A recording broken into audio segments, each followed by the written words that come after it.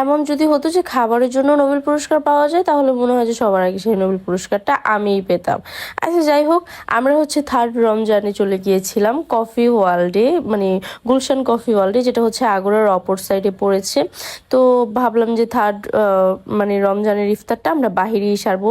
আমি আমার ভাই বোনকে নিয়ে হচ্ছে চলে গেলাম, আর আমি হচ্ছে একটু ভিতরের ক্লিপ নিয়ে নিচ্ছিলাম, কজ এখানে হচ্ছে আমার প্রায় হচ্ছে আসা হয়। ভাবলাম যে আপনাদের সাথে হচ্ছে শেয়ার করি, আর আমার খুবই ক্ষুধা লাগতেছিল। তো ফাইনালি হচ্ছে আমার খাবার চলে এসেছে, আর আপনারা দেখেন যে একটা প্লেটারে কতগুলো আইটেম ছিল। ছোলা মাখাটা ছিল একটু স্পেশাল, আর একটা প্লেটারে কিন্তু খেজুর থেকে শুরু করে অনেক আইটেম ছিল। আর যাই হোক, ইফতারে তার বেশি কিছু খাওয়া যায় না, হালকা পাতলা হলেই হচ্ছে এনাফ। তো ভাবলাম যে ওদের এখানে যেহেতু প্লেটার হচ্ছে তারা রমজান উপলক্ষে দিচ্ছে, আপনাদের সাথে হচ্ছে বিষয়টা হচ্ছে শেয়ার করি।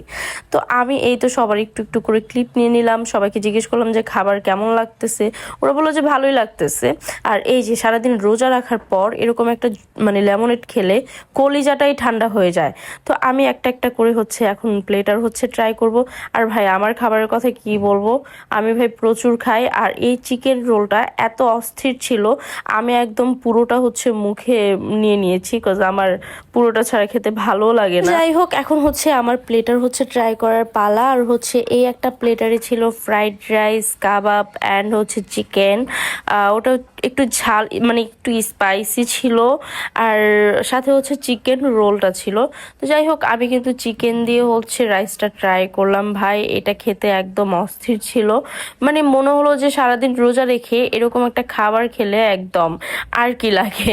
তো যাই হোক, আপনারা হচ্ছে এই প্লেটারটা ট্রাই করবেন। আর এই যে আমি যে দ্বিতীয় নাম্বার প্লেটারটা হচ্ছে ট্রাই করতেছি, এটাতে কিন্তু ডিম চপ ছিল। ভাই অস্থির একটা ডিম চপ ছিল, কজ আমরা যতই যা কিছু খাই না কেন, বাঙালিদের ইফতারে একটু চপ না হলে জমে না। আর এই রাইসের কথা আমি কি বলবো ভাই, এত অস্থির একটা রাইস ছিল।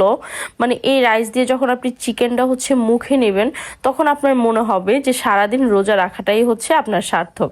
মানে খাবারের উপরে আর কি আছে ভাই, আমার তো খেতে ভাই খুবই ভালো লাগে। আমরা কিন্তু সবাই এই খাবারগুলো অনেক এনজয় করে খেয়েছি। আর আমি রাইসটা হচ্ছে আমার অনেক বেশি ভালো লেগেছে, এই রাইসটা অনেক বেশি মজার ছিল।